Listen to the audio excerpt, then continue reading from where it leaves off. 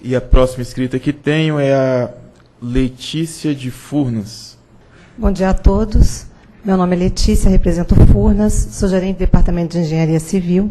Queria abordar alguns tópicos importantes, e um deles seria os relativos a bens reversíveis, que tanto o item 11 quanto no item 12 da nota técnica, eles são considerados como aqueles utilizados exclusiva e permanentemente para a produção, transmissão e distribuição de energia elétrica.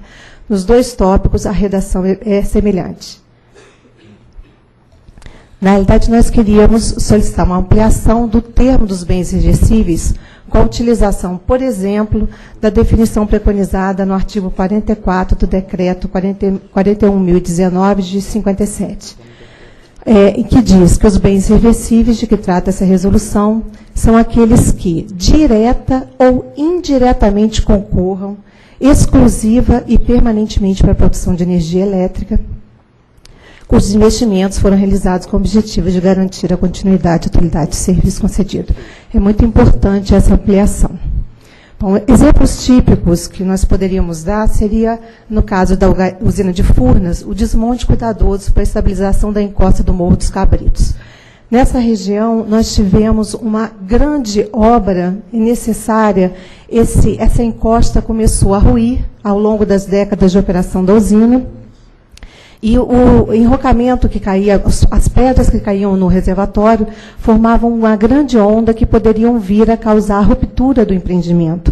Então, a preocupação é que você tivesse uma desestabilização de toda a encosta e que houvesse o galgamento, ruptura, com consequências desastrosas para o empreendimento, ruína do empreendimento, e para a população ribeirinha de jusante, com consequências até de mortes. Então, nós fizemos todo esse desmonte cuidadoso, com detonações muito próximas à região do empreendimento. Essa encosta situa-se a montante do reservatório. Estradas de acesso, fogos controlados, retiradas de material, bota fora, enfim. Um grande trabalho executado, absolutamente necessário para a continuidade da operação da usina. Então, ele concorreu para a continuidade da operação da usina. Hoje nós temos toda a lei de segurança de barragens e o quanto é importante ações preventivas desse tipo, né? O outro exemplo seria a recuperação dos vertedores de Marimbondo, na década de 80, e Porto Colombo e Luiz Carlos Barreto de Carvalho, na década de 90. Vou mostrar aqui algumas fotos comprobatórias. Da magnitude do evento, nós temos ensecadeiras de grande porte instaladas, ensecando toda a região do vertedouro. Essas ensecadeiras, elas permitem a passagem de caminhões, de grandes equipamentos, né? E, inclusive, aqui em Estreito, em Luiz Carlos Barreto, nós tivemos um aumento do salto de esqui do vertedouro, e essas obras foram testadas em modelo reduzido, em virtude de grandes erosões verificadas a jusante do vertedouro, que estavam comprometendo a estabilidade da estrutura. Então, erosões regressivas por ação do jato defluente do vertedouro estavam descalçando o vertedouro e poderiam também causar a ruína dessa estrutura. Então, da mesma forma, de forma a garantir a continuidade da operação dessas usinas, foram feitas obras de um grande porte, né? Bom, o outro tópico seria a comprovação dos bens realizados. O item 14 da nota técnica e também da resolução, eles prevêem 4 tópicos para a comprovação dos bens realizados. Eu vou me ater aos 2 primeiros, que seriam os estudos e projetos, a comprovação através da apresentação de estudos e projetos, e dos quantitativos no formato orçamento padrão Eletrobras. Bom, a grande dificuldade da utilização desses dados para ser comprovados, da indicação desses dados, a gente pode verificar que as usinas afetadas pelo MP 579, com exceção de Corumbá, que é da década de 80, todas elas, o projeto básico, foram feitas na década de 60 e Furnas na década de 50. Ou seja, a tecnologia, adaptados à tecnologia existente à época, né? E ao longo do tempo de operação, nós verificamos a necessidade de adaptações significativas e substituições de equipamentos. Não só de equipamentos, mas também obras importantes no que concerne à parte civil. Bom, então, tivemos inúmeras aquisições pontuais ao longo dos anos. Então, nós adquirimos equipamentos para se adequar à tecnologia atual, inclusive sistema de telefonia, o simples sistema de telefonia que já não mais funcionava, sistemas de automação de pórtico da tomada d'água, sistema de supervisão digital não existente na época. Então, todas as usinas foram adaptadas e essas aquisições foram feitas pontualmente, elas não foram feitas de uma única vez, elas foram feitas ao longo do período de implantação da usina. Então, por exemplo, para a aquisição de um sistema de automação do pórtico da tomada d'água, nós tivemos que fazer, não um projeto básico, eu iria comprar um painel. E na aquisição de um painel, o que eu faço? Especifico um painel, ligo para os concorrentes, vejo qual é o valor de mercado, faço uma licitação e adquiro pelo menor preço. Então, não necessariamente está atrelado a um projeto básico, e menos ainda, eu não teria não requeriria o preenchimento de uma OPE, que existem mais de 1000 linhas, dependendo do porte do empreendimento que nós estamos falando, e eu estou adquirindo um único painel. Então, não faria sentido, nesses casos específicos, o preenchimento de uma planilha do tipo da OPE.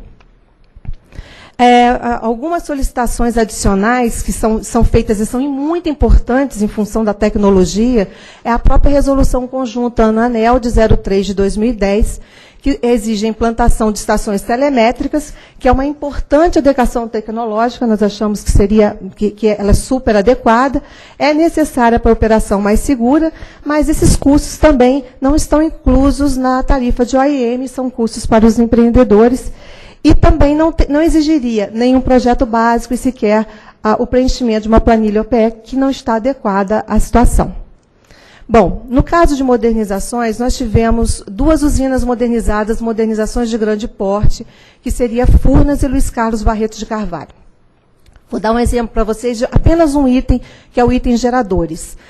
Nesse item geradores, na especificação de modernização dessas usinas, existem inúmeros campos de custo associados. Eu listei apenas 4, mas para vocês terem ideia de como eles são específicos. Então, por exemplo, eu tenho custos de enrolamento de campo, cablagem, sistema de frenagem, aquecimento, chavetas. São coisas muito pontuais. É como se eu pegasse um gerador, abrisse o gerador e olhasse o gerador com lupa e analisasse ponto a ponto daquele equipamento. No caso de uma OPE, eu tenho a conta 13, enfim, essa conta aqui, 029, que ela é subdividida em 4 itens, os quais são relativos a um gerador novo. Então, quanto que é o custo para fabricar, qual é o custo de transporte seguro até a obra, montagem, teste e outros custos. Ou seja, é uma coisa específica para um gerador novo. Eu não tenho, vamos dizer, é uma coisa muito mais macro, eu não tenho como observar os 30 ou 40 itens relativos a geradores, uma modernização, porque o APE realmente é muito magro em relação ao que eu preciso. Em relação, então, à formatação APE, nós consideramos que ela é uma planilha indispensável, de grande representatividade, para custear os estudos de inventário, viabilidade e projeto básico. Padroniza, sim, a apresentação dos estudos e serve de referência para o setor elétrico, ninguém tem dúvida disso. Porém, os itens, eles representam valores macros, sem detalhamento de um projeto executivo, sendo referência para a implantação de uma usina nova, equipamentos novos, em que eu sei qual é o peso daquele equipamento, a tensão do equipamento, entro numa tabela e chego a um valor. E não para melhorias, a gente acredita que não seria adequada para melhorias e modernizações de usinas existentes. Então, seria interessante a utilização de orçamentos de aquisições / modernizações de equipamentos através de processo licitatório. Em relação a investimentos ambientais, nós sabemos que ele não converge exclusivamente para a produção de energia, mas ele indiretamente é importantíssimo, porque sem ele eu não conseguiria a licença de operação do empreendimento e o empreendimento pararia de operar. Então, ele é um dos casos que concorre indiretamente para a produção de energia. Alguns exemplos do que nós como empreendedores, estamos tendo que investir seria, poucos exemplos aqui, né, porque não dá muito tempo, mas seria, por exemplo, aquisição de sismógrafos, nós estamos comprando 2 agora para funil, por exemplo, execução de caixa separadora água e óleo, execução de estação de tratamento de esgoto, recuperação ambiental de áreas degradadas, reflorestamento de margens do entorno do reservatório, entre outros. Se nós não executarmos esses serviços, nós não conseguimos a manutenção da licença de operação. É obrigatória e em todos os empreendimentos que hoje nós estamos atuando e tendo que renovar as licenças de operação. Outros pontos relevantes da minuta da resolução, muitos dos meus colegas já falaram aí, mas seria, voltando ao mesmo assunto, a indenização. Guardar isonomia com a portaria interministerial 580, ou seja, pagamento à vista ou parcelado, receber os investimentos atualizados pelo IPCA mais o WOC, base tarifária, pagamento no primeiro reajuste tarifário, uma vez que a revisão tarifária de 2018 constitui um horizonte muito longo, trazendo reflexos no fluxo de caixa das empresas, e o Pedro muito bem já disse como está o nosso fluxo de caixa, e elaboração de laudos de auditores independentes com custos reembolsáveis. Bom, em conclusões, eu peço perdão pelo ter ultrapassado o tempo, mas nós consideramos que a nota técnica 053 foi muito importante para o início das discussões. Acreditamos que a comprovação dos investimentos tenha que ter uma abrangência maior, face à grande diversidade dos investimentos realmente efetivados ao longo dos 50 anos, 60 anos de operação das usinas. Então, poderia englobar, além do projeto básico, especificações técnicas, relatórios de acompanhamento de obras, contratos, documentos licitatórios, entre outros. Ampliação do conceito de bem reversível, conforme o decreto 41.019 de 57, e a utilização da OPE é importante quando adequado, quando possível, e de orçamentos de aquisições pontuais de equipamentos e orçamentos de modernizações de equipamentos através de processo licitatório, mas sempre mantendo-se o conceito do VNR, que eu acho que isso não é questionado.